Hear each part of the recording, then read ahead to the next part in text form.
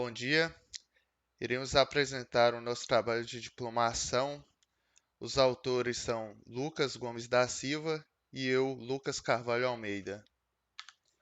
A nossa apresentação está dividida em 6 partes, sendo introdução, fundamentação teórica, metodologia, desenvolvimento, testes e análise de resultados e considerações finais. Hoje a tecnologia está em um ponto surpreendente. Vive-se um momento em que tudo está interligado, graças à internet das coisas. Um relógio pode identificar situações de perigo e enviar um pedido de ajuda sem qualquer interferência humana, veículos autônomos, entregas gerenciadas por robôs, fazendas inteligentes é a realidade. A automação proporciona mais conforto e comodidade aos usuários.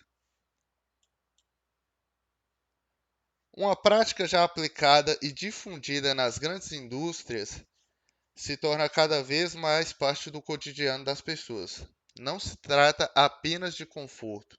Soluções inteligentes podem agregar financeiramente, gerando economia, como por exemplo, uma casa inteligente em que suas funcionalidades podem se adequar às necessidades do usuário. De maneira simples, Internet das Coisas, ou IoT, refere-se à conectividade de um usuário com objetos eletrônicos por meio da rede, coletando dados em tempo real com o objetivo de otimizar o dia a dia dessas pessoas. Como podemos ver nessa imagem, uma pessoa precisa de um dispositivo que integre a rede, fazendo ações ou coleta de dados com outros objetos. Uma abordagem de casa inteligente se resume a uma variedade de sensores e atuadores incorporados, unidades de computação distribuídas e dispositivos de monitoramento. Toda essa tecnologia permite à casa ter funcionalidades de automação residencial, como controle de iluminação de ambiente, ventilação, temperatura e segurança.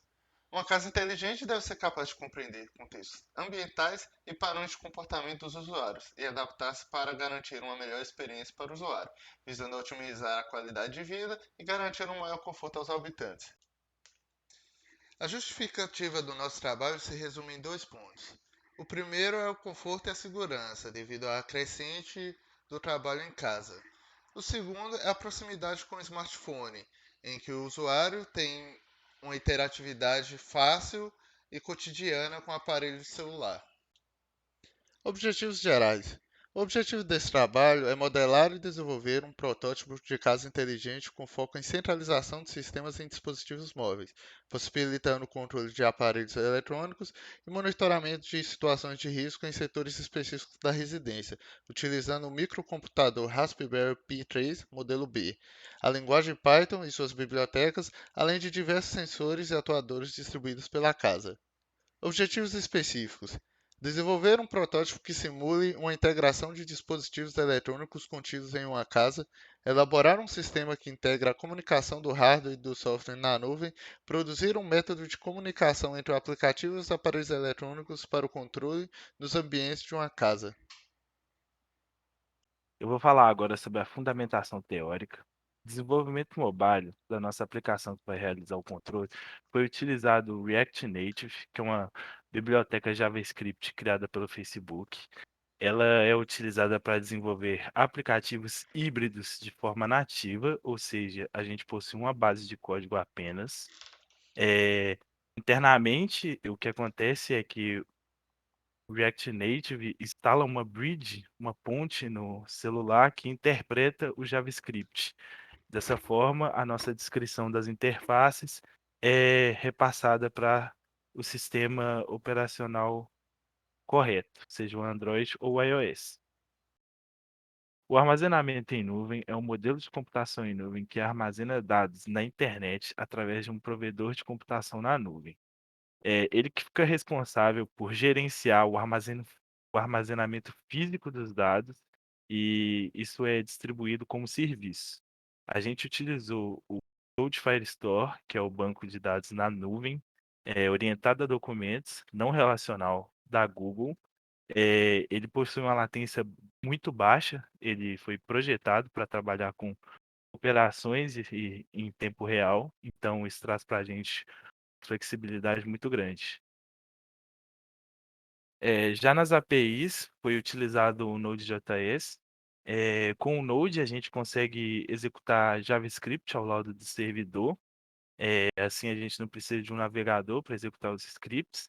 Ele opera em uma única thread, segue o modelo de Event Loop. Então ele recebe milhares de requisições, empilha essas requisições numa fila e vai atendendo. Dessa forma, a thread principal nunca vai ser travada. O protocolo de comunicação que a gente utilizou para gerenciar os eventos em tempo real de forma bidirecional foi o WebSocket. A princípio, ele foi projetado para navegadores, era um protocolo utilizado com HTML, porém, hoje é possível usar o WebSocket em praticamente tudo. Então, a gente usou uma biblioteca que é o Socket.io e com ele a gente consegue conectar a aplicação a uma API que está escutando esses eventos e que está redirecionando para o Raspberry do outro lado. Metodologia.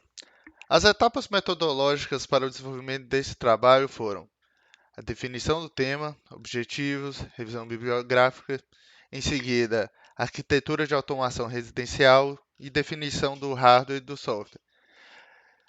Logo após, foram divididos em duas etapas, o hardware e o software. O hardware foi o projeto de hardware, a escolha dos sensores, atuadores, desenvolvimento do software do Raspberry Pi e do Arduino, e os testes individuais dos sensores e atuadores. Enquanto o software houve a definição do banco de dados, desenvolvimento da API do aplicativo e o teste individual de usabilidade da aplicação. Ao fim dos dois, o teste do conjunto, teste de comunicação e latência, teste do sistema pleno. E, por fim, avaliação dos resultados e conclusão. Arquitetura da casa. Bom, essa foi a maquete que definimos para o desenvolvimento desse projeto. Ela conta com quarto, sala de estar, cozinha, garagem, varanda e, principalmente, muito importante para esse projeto, um sótão que a gente pode abrigar o hardware e estar escondendo todos os fios. Arquitetura do projeto. A arquitetura definida para esse projeto está demonstrada nessa imagem, onde toda notificação que o Raspberry envia a partir de um sensor para o aplicativo, ele passa antes pela API, e toda a ação definida pelo usuário no aplicativo antes de ir para o Raspberry, ele passa pela API, sendo que todas essas transições de informação são armazenadas no banco de dados Firebase. Diagrama de blocos. Esse diagrama de blocos mostra o ciclo de processos que serão executados nesse projeto, onde qualquer sensor que faça alguma identificação é enviado para o Raspberry. O Raspberry envia essa informação para a API ou executa alguma ação em algum atuador. A API ela manda mensagens para o Raspberry e ela faz toda a comunicação, tanto enviar como receber informações do software mobile.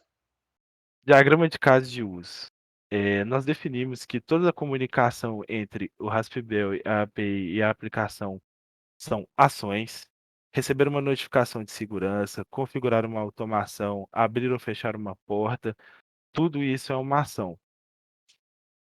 Pode ser exemplificado nesse caso de uso. O usuário dispara uma ação, que é enviada para a API, e a API encaminha para o Raspberry.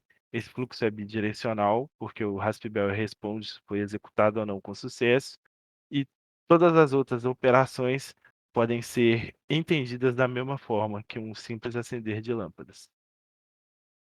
Fluxograma do programa. Aqui temos as principais funcionalidades disponíveis tanto no aplicativo mobile como na casa. Eu vou estar exemplificando o sensor de chuva, que ele emite um sinal digital em alto em caso de detecção de chuva para o Raspberry. O Raspberry emite esse sinal para os motores fecharem as janelas. Ele devolve esse sinal para a casa. Se o motor fechar com sucesso, der tudo ok, a mensagem é repassada para a API. Como existe uma notificação necessária para o usuário, ele volta para o aplicativo mobile. Um sensor que não necessitaria de notificação, por exemplo, seria o sensor LDR, que ele identifica luz, se está de noite ou se está de dia, por exemplo. Então ele mandaria a informação direto para a base de dados. Vamos então entrar no desenvolvimento do projeto. A primeira etapa foi a montagem da maquete.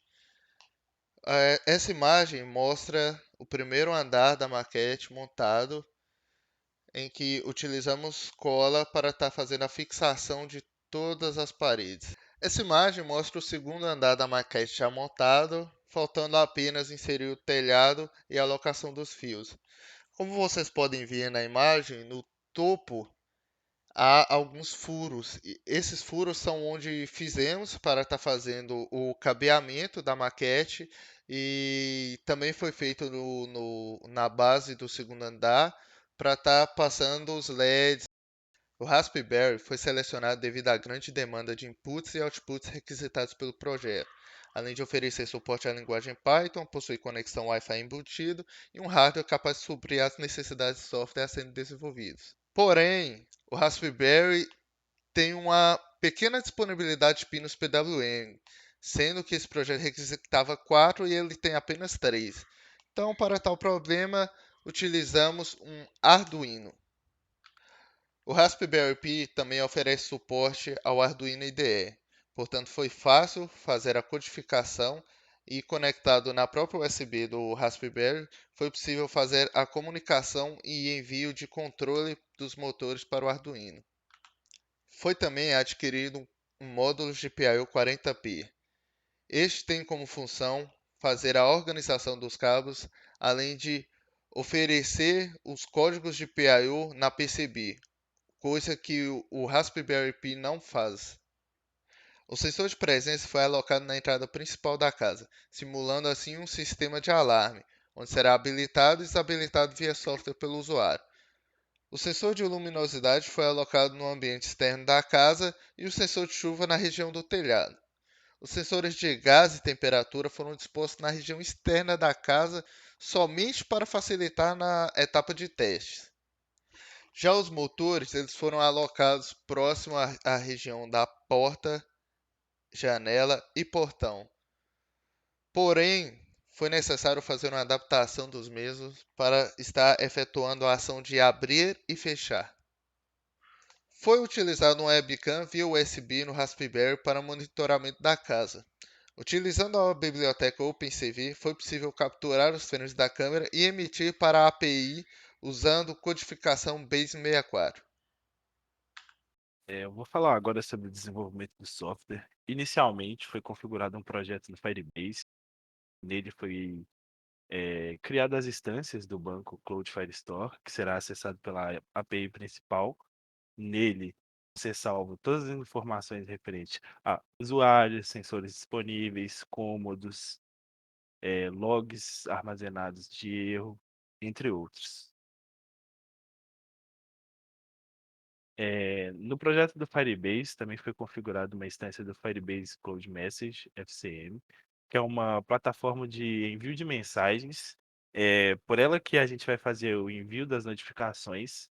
Ele vai ser integrado diretamente na aplicação e na API. E quando receber uma notificação de segurança do Raspberry, fica delegado a ele a responsabilidade de encaminhar a notificação. A API principal ela foi desenvolvida utilizando o Node, juntamente com o Express. Para ela fica delegado todas as operações de cadastrar usuários, sensores, cômodos, todas as operações que envolver cadastro ou consultas de informações estão delegadas à API principal. É, Fluxo de login também está disponível nela e todas as rotas da API são autenticadas, ou seja, o usuário precisa realizar o login para receber o token de acesso. A micro API, a Zeta Socket API, é nela que está a conexão com o socket, ela que expõe a conexão do socket. Então, a ela fica delegado todos os eventos, é ela que escuta os eventos e encaminha os eventos corretamente. ela precisa para se conectar nela, precisa do usuário estar autenticado. Ele recebe o token, verifica se o usuário está logado ou não, consultando na API principal. E o aplicativo mobile, nele que vão ser realizadas praticamente todas as ações, receber as notificações, programar automação, definir padrões de comportamento, verificar câmera de segurança, acender, apagar luzes, todas as operações disponíveis vão ser controladas pelo aplicativo. Testes e análise de resultados. A primeira etapa de teste foi o teste de acionamento de LEDs, onde foi feito o acionamento individual e o acionamento múltiplo. O teste de acionamento individual foi feito com um aplicativo acionando um cômodo por vez, testando todos os cômodos. O teste de acionamento múltiplo foram mais de um aplicativo acionando simultaneamente e testando também acionar vários cômodos de uma vez. Os dois se comportaram corretamente. Teste de acionamento dos sensores. O sensor de presença foi testado com a aproximação de objetos. O sensor de chuva foi testado com gotas de água aplicadas diretamente na sua PCB. O sensor de temperatura foi testado através de um isqueiro. O sensor de luminosidade foi testado com auxílio de uma lanterna e o sensor de gás foi testado também com auxílio de um isqueiro. Todos se comportaram corretamente. Teste de acionamento dos motores. Apesar dos motores acionarem corretamente, uma limitação encontrada nesse projeto foi a parte mecânica. O servomotor utilizado não foi projetado para abrir e fechar portas como estamos usando no nosso projeto, gerando uma obrigação de fazer uma adaptação para cada caso. Foram encontradas dificuldades na suavização dos movimentos, além de um déficit de força motora. Entretanto, o objetivo foi atingido. As portas, janelas e portão concluíram com sucesso a ação de abrir e fechar. Teste de latência. Para este, foi realizada uma rotina de testes utilizando o timestamp gerado no momento de toque no aplicativo e outro no momento de ação do Raspberry. A diferença deles então gera o resultado. Aqui temos uma tabela com a média, mediana e moda geradas a partir de uma amostra de 100 testes. Apesar de um pouco elevados os valores são satisfatórios, em torno de 2,14 segundos. Bom, e agora as considerações finais. A gente teve algumas dificuldades no trabalho, manter a conexão estável, manter a latência baixa, dificuldades mecânicas, mas mesmo com tudo isso, os objetivos estipulados foram atingidos, os sensores funcionaram corretamente dentro do possível e enviaram mensagens de alerta para o usuário e também os atuadores funcionaram corretamente em situações automatizadas, tanto pelo módulo de segurança como pelo módulo de controle. Então, ressaltando, a gente utilizou softwares gratuitos para fazer a hospedagem das APIs, então isso acabou gerando um tempo elevado de latência, os 2 segundos. É perceptível, porém é rápido o suficiente para não gerar um incômodo. Todos os sensores foram acionados em um tempo aceitável, digamos assim. Bom, e por fim, os trabalhos futuros, pode-se otimizar o uso da câmera de segurança. Esses frames coletados geram uma boa base de dados para algumas estratégias de identificação de imagem e aplicar alguma uma coisa de machine learning também. Para ter mais utilidade, otimizar também o protocolo de comunicação, embora o socket pode ser utilizado em diferentes ambientes, em quase tudo que pensar, ele não é otimizado para isso. Então, deveria ter feito um estudo de caso para escolher o melhor protocolo e talvez isso até gerasse uma latência um pouco menor, mesmo com as limitações. E também integrar com assistentes pessoais ou desenvolver uma própria ou com as já existentes, visando aumentar a produtividade e a usabilidade do aplicativo. E é isso.